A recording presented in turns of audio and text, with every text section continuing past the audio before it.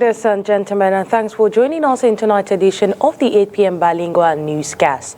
On our major stories tonight, cadets of the Joint Military Academy, EMIA, have been honored today in a significant ceremony in the political capital, Yaoundé, where student officers of the 40th promotion were bestowed with sabres symbolizing their solemn pledge to uphold the values of the Cameroonian military. More of this story in tonight's newscast. And sports. Running for a course, US-based Cameroonian Aforiri Kizito has sprinted into the Guinness Book of Records as the fastest marathon male wearing a traditional attire, the Togo, a feat he achieved last March 2nd, 2024. Find out more of the story in tonight's edition of the 8 p.m. Bilingual Newscast. Well, if you're just joining us, the newscast opens in the French language with you, Makeda Lidi. Bonsoir.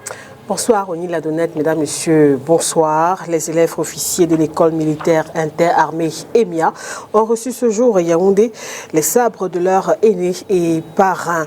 C'était au cours d'une cérémonie de remise de sabres qui marque ainsi les engagements des élèves officiers de la 40e promotion de l'EMIA à respecter les valeurs de l'armée camerounaise. Reportage Inès Pangan et Thierry. Le sabre, symbole de l'officier, est remis ce 5 avril 2024 aux élèves de la 40e promotion de l'école militaire interarmée. Le rituel, qui prend ses racines dans la cérémonie d'adoubement au Moyen-Âge pour l'accession au statut de chevalier, marque leur engagement à respecter les valeurs de l'armée camerounaise, à savoir la loyauté, l'humilité, l'abnégation, le courage et l'exemplarité. Je voudrais dire qu'avant cette cérémonie, il y a eu deux événements majeurs qui ont précédé cette cérémonie de remise des sabres. Il s'agit la nuit des sabres, c'est un moment pendant lequel chaque élève officier médite des engagements qu'il va prendre au travers de sabres qu'il accepte de recevoir, au sabre en fait qu'il arrache de son aîné. Également, vous avez vu un chant patriotique, un hymne par lequel dans les paroles, on retrouve les engagements qu'ils ont pris au travers de la République du Cameroun tout entière. Les élèves officiers reçoivent les sabres de leurs aînés parrains, tout un symbole pour ces derniers. Les anciens viennent transmettre aux cadets le commandement et ça marque à nous véritablement de l'humiliation et un sentiment de joie et tout ce qui va avec. Les nouveaux challenges se font à partir des objectifs fixés dès le départ, parmi lesquels suivre la trace de nos anciens et relever les défis que nous nous sommes fixés depuis le début. La cérémonie de ce jour est présidée par le général de division Baye Philippe, commandant les écoles et centres d'instruction interarmés. Il faut noter que cette promotion est composée de médecins, de femmes et des ressortissants de la RCA, de la Côte d'Ivoire, du Gabon, de la Guinée-Conakry et du Niger. Parlons à présent de la gouvernance locale. La commune d'arrondissement de Douala 1er entre dans l'histoire de l'économie circulaire au Cameroun. Ce vendredi, le maire Lengue Malapa a signé une convention de partenariat avec une entreprise pour la production des poubelles et bacs à ordures 100% recyclés. Plus de détails dans le reportage qui va suivre. Nous sommes heureux quand vous arrivez ici. C'est une étape importante que vient de franchir la commune d'arrondissement de Douala 1er dans le cadre de la recherche des solutions aux problèmes d'insalubrité que rencontrent les habitants de cette circonscription. Ce 5 avril 2024, le maire Lengue Malapa a signé une convention de partenariat avec l'entreprise Nem Recycling, un document synonyme de finalisation du plan de développement de la précollecte des ordures ménagères. Je suis particulièrement honoré de ce mémorandum d'entente avec Nem Recycling pour apporter une solution que nous connaissons tous en ce qui concerne la précollecte des ordures ménagères dans notre pays et à Douala 1er en particulier. Ce que nous venons de signer est d'une innovation certaine et la production des poubelles estampillées et made in Cameroun, n'est-ce pas, apporte à l'économie circulaire quelque chose de particulièrement développé, on va dire. Les premiers prototypes de poubelles Made in Cameroun, conçus pour la collecte des déchets, dans l'arrondissement de Douala-Premier notamment, sont attendus dans les prochaines semaines. Nous comptons et voulons fédérer tout le monde déjà au niveau de la collecte des déchets plastiques.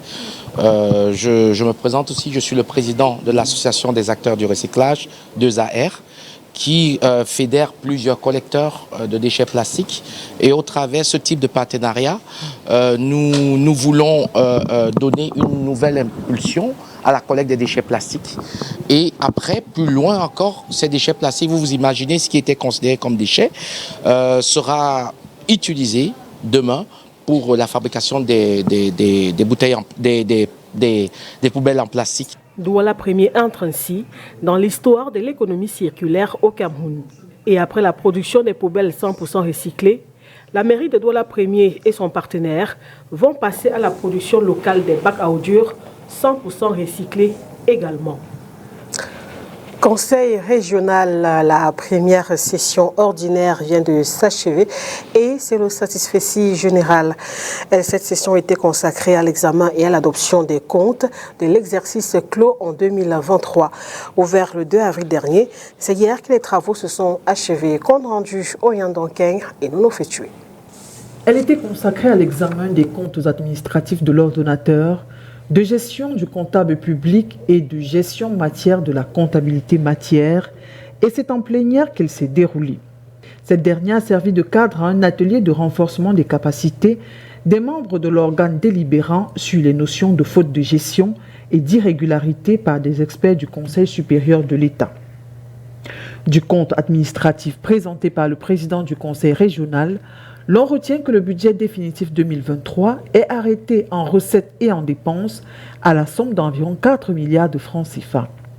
La présentation des projets de délibération à soumettre à l'examen et à l'adoption de l'organe délibérant est un autre point à l'ordre de ces travaux.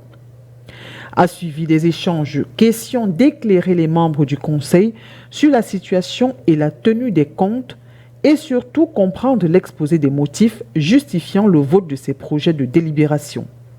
À terme, ce sont des membres présents à 80% qui se sont dit satisfaits de la tenue des travaux de la première session ordinaire du Conseil régional. Ceux-ci se sont ouverts le 2 avril et se sont achevés le 4 courant. Avoir un taux de réussite élevé à l'examen d'entrée en stage d'avocat au barreau du Cameroun, c'est donc l'objectif d'un séminaire d'imprégnation organisé les 2 et 3 avril dernier. C'était à la cour d'appel du littoral. Plus de détails avec vous, Oyandonkeng et Landriosa. Ton aîné d'un jour a plus d'astuces que toi, dit un proverbe marocain. Ce sont ces astuces que veulent partager les avocats avec les impétrants à l'examen d'entrée en stage d'avocat au barreau du Cameroun. Nous voulons que les candidats soient à niveau pour cet examen. Nous voulons qu'il n'y ait pas trop de disparités. C'est la raison pour laquelle nous les entretenons sur le programme prévu pour l'examen, avec quelques sujets théoriques, mais surtout beaucoup de pratiques. Ils sont interrogés sur un cas pratique ou sur la dissertation. Et des confrères qui se sont mobilisés, comme vous l'avez entendu, les entretiennent sur la méthodologie du cas pratique, sur l'organisation judiciaire, sur la méthodologie de la dissertation juridique et sur bien d'autres sujets de droit qui sont susceptibles de leur être proposés lors de l'examen. Donc pour nous, c'est un plus. Et quand nous voyons l'engouement de ces jeunes, nous comprenons que nous avions intérêt à organiser cet examen. Être bien préparé, question de mieux aborder l'examen pour un taux de réussite élevé, c'est l'objectif visé par le barreau du Cameroun. Nous sommes réunis pour procéder à un séminaire pour mettre tous les candidats à l'examen d'entrée en stage d'avocat dans le bain pour leur rappeler les petites notions dont ils ont besoin pour bien, pour bien composer. Cette formation rentre dans le cadre de ce que le barreau a organisé dans l'intention de favoriser l'accès des candidats à la profession d'avocat. Un acte à saluer et à perpétuer. Un moment d'imprégnation, notamment par ceux qui nous ont précédés dans la profession. Donc, ils nous édifient sur les techniques, sur les règles, sur les méthodes qui pourront nous aider à braver effectivement cet examen. Donc, nous sommes ravis parce que c'est pas des leurres, on le vit et à partir de ce séminaire, on embrasse déjà le métier. En matière de cas pratiques, il y avait encore des zones d'ombre, des zones non encore explorées et exploitées. Les intervenants d'aujourd'hui nous ont éclairé sur beaucoup de choses, beaucoup de points dont on ignorait et vraiment ça a été très très très éducatif. Donc je leur en remercie. Ces 2 et 3 avril 2024, à la Cour d'appel du littoral, ils étaient environ 1000 à prendre part à ce séminaire d'imprégnation qui se déroule également dans plusieurs chefs-lieux de région. Parlons santé à présent. Le 32e congrès de la Société des gynécologues obstétriciens du Cameroun se prépare. Un rendez-vous du savoir qui mettra en accent sur les pratiques des techniques modernes et anciennes de cette branche de la médecine. Un point de presse a été à cet effet donné à Yaoundé. Inès Pangan. La tradition et la modernité au centre du 32e congrès de la Société des gynécologues obstétriciens du Cameroun. 35 ans après la création de cette association, ses membres disent être conscients de l'évolution des pratiques, des techniques et des compréhensions dans le secteur. D'abord au niveau du respect de la tradition, parce qu'en gynécologie nous avons des traditions, nous avons des habitudes. Mais on se rend compte qu'avec l'évolution du temps, il faut s'adapter aux situations nouvelles, notamment avec des nouvelles technologies et de nouvelles orientations. Pour l'occasion, des ateliers sur des thématiques précises, entre autres la contraception, la procréation médicalement assistée, l'échographie, l'enregistrement du rythme cardiaque fœtal et la contraception de longue durée, des présentations des travaux d'études et des conférences par des experts venus d'ailleurs sont au programme des activités. Nous avons donc élaboré 4 sous-thèmes qui sont donc les cancers gynécologiques et mammaires, les problématiques de l'infertilité, les urgences obstétricales. Comme vous le savez, la mortalité maternelle reste très très élevée. Et maintenant, toutes les affections gynécologiques et ce que nous appelons la santé de la reproduction. Ce rendez-vous du savoir concerne les gynécologues obstétriciens et aussi les sages-femmes. Un point de presse d'annonce de l'événement est donné ce 4 avril 2024 à Yaoundé. Staples such as rice, milk and sugar are in high demand during the season of Ramadan. Well, this heightened demand has led to shortages, which consequently has led to an increase in prices. However, from our findings by our reporter Cristola Sexuele, traders are making low turnover. Let's listen to her report. The strong demand of certain foodstuffs such as rice, flour, sugar, milk and spaghetti in the market these days is supported by the use of these commodities by Muslim families in the preparation of certain meals during this period of deprivation. Here at the Sandagam Vegetable Market in the Douala municipality, the store owner tells us that although the demand for this foodstuff is high, still business is slow due to the poor business climate experienced by most traders this year. Ça ne donne pas comme les années passées.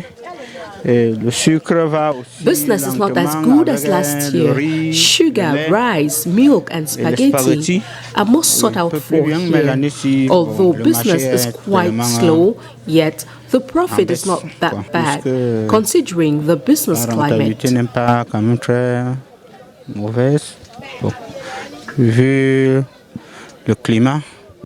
For this butcher, he explains that during the first 2 weeks of fasting, business is quite flourishing, but get a little slower during the last weeks of Ramadan, he says. Business is okay during the start of the Ramadan. There is a lot of affluence during the first 2 weeks, but things get slower during the last weeks of fasting. But altogether, business is good. However, as the period of fasting moves forward, the traders nonetheless are hoping and looking forward to better and brighter days as far as business is concerned.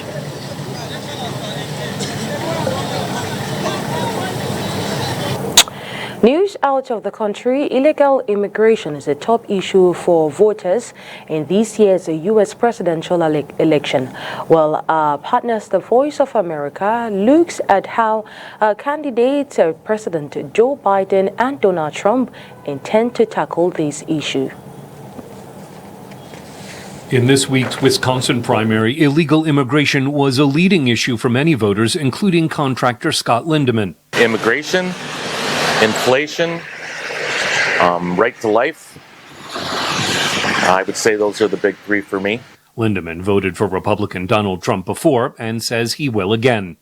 Trump told a Wisconsin rally that he's preparing the largest deportation in American history to rid the country of what he considers dangerous people. They're sending prisoners, murderers, drug dealers, mental patients, terrorists. The worst of every country is coming into our country now. They're coming from the Congo, Yemen, Somalia, Syria, all over the world. They're coming. They're country changing, country threatening, and they're country wrecking. They're destroying our country. A recent Harvard Capps Harris poll indicates immigration is the top issue for U.S. voters, with more than a third of respondents placing it above the economy, crime, and health care. President Joe Biden says immigrants contribute to the U.S. economy and are not the dangerous animals his opponent calls them. On my first day in office as president, I introduced a comprehensive plan to fix our immigration system, secure our border, provide a pathway for citizens, for dreamers and their families, farm workers, essential workers who helped us through the pandemic and are part of the fabric of our community. Because unlike Donald Trump, I know who we are as Americans. Trump supporters recall his 2016 pledge to build a wall at the Mexican border. If re-elected, he says he'll finish the job. With your vote, I will seal the border. I will stop the invasion. I will end the carnage, bloodshed, and killing. And we will crush the human traffickers. A U.S. appeals court last week stopped Texas from implementing a law that would criminalize unauthorized entry into the state and allow Texas judges to order the deportation of those arrested. Biden told U.S. mayors that there's a bipartisan plan in Congress to improve border security with more immigration judges and asylum officers, as well as high-tech drug detection. This bill would save lives, bring order to the border. It has the funds that many of our cities badly need as well. It would also give me as president a new emergency authority or any other president, temporarily shut down the border when a number of immigrants is overwhelming and to regain control of the border. House Republicans objected to the bipartisan border bill, based in part on objections voiced by Trump. The Senate also failed to advance the legislation. Scott Stearns, VOA News.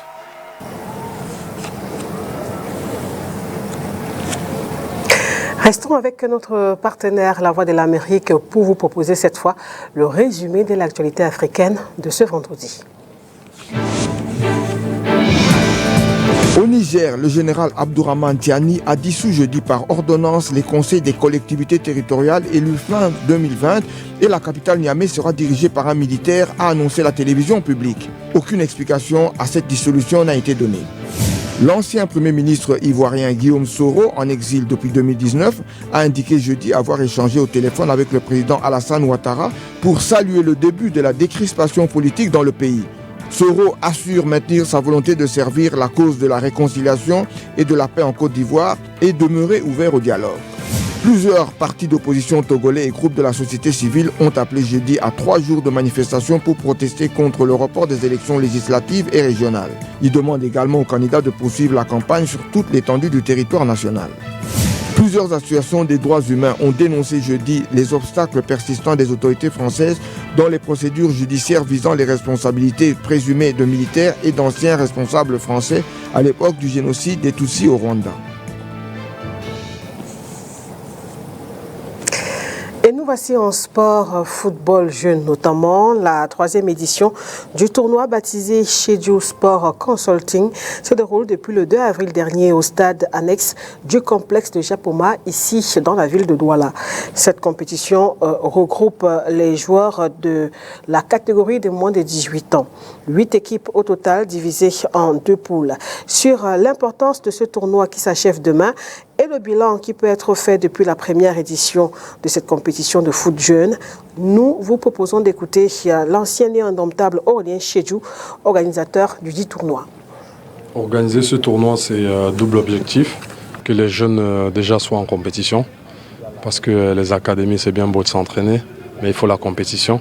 C'est pour ça qu'on organise ce genre de tournoi. Je ne suis pas le seul, il y a la Esther Coq qui vient après. Donc il y a plusieurs tournois qui se font justement pour que les enfants soient compétitifs. Le deuxième objectif, c'est donner la chance à ces jeunes-là de pouvoir s'exprimer devant les scouts étrangers qui sont là, des clubs européens qui sont là. Donc c'est aussi leur donner la chance de pouvoir devenir demain les grands noms de ce pays dans le football. Oui, je suis satisfait parce que jusqu'ici, on n'a pas eu d'incident. Parce qu'il faut d'abord penser à la santé des joueurs. On n'a pas eu d'incident sur les 3 éditions. On est allé aussi à Garoua où on a été bien accueillis, donc c'est un pan qu'on espère exploiter encore et encore. Et en termes d'objectifs, oui, il y a 2-3 qui sont déjà partis. Et on espère, ils sont encore jeunes, hein, mais on espère qu'ils feront ce qu'il faut pour pouvoir avancer et devenir des grands professionnels. With the aim to build the bridges in the Bui division of the Northwest region of Cameroon, while a US-based Cameroonian Afowiri Kizito has printed into the Guinness Book of Records as the fastest marathon male wearing a traditional attire, the Togo, while the feat he achieved last March 2nd, 2024. Let's listen to this report for more details. Cameroon marathon runner Afowiri Kizito Fozenier has made history by setting a Guinness World Record for the fastest marathon in traditional attire. He completed the 2024 Tokyo Marathon in the native Togo, clocking in at 4 hours, 24 minutes. Fozenier's record will be celebrated at a special ceremony where he will receive his official Guinness World Record plaque. Prior to this achievement, the US-based runner had participated in 17 marathons across 4 continents, covering a distance of over 673 kilometers. He has earned the 6-star major medals after previously completing the New York, Chicago, Berlin, London, Athens, and Boston Marathon. I am Afowiri Kizito Fonzeni, also known as the Togo Marathoner. I am going to be running the Tokyo Marathon in March this year, March 2nd to be specific, and the theme of the marathon is running to build bridges. This marathon is special because it's going to be my 6th world major marathon, so I'm going to be earning a 6th major star. Each of his runs has been for a charitable cause through his Amom Foundation. Over the years, this native from the Northwest region has raised funds to help Ebola victims, autism research, building schools, amongst other things. His goal in participating in the Tokyo Marathon was to raise funds to help in the reconstruction of the Sema and Zekov bridges in the Ngotzen community in Biu division of the Northwest region. These bridges are found in Lum, Senma, and Zenkov. These are in a village called Ngonzen, found in the northwest region of Cameroon. Children are unable to go to school in the rainy season because these bridges are flooded. Farmers are unable to carry their produce from the farms to the market because the bridges are inaccessible not only by foot but by cars. And this also has an overall impact on the way parents pay tuition for their children. Forzanier has expressed wishes to run on all continents, with special mention of Antarctica. Well, it's with that report that we put an end to tonight's edition of the 8 p.m. Balingua Newscast. Do have a wonderful night in the company of our programs. See you tomorrow, same time, same station, if God willing.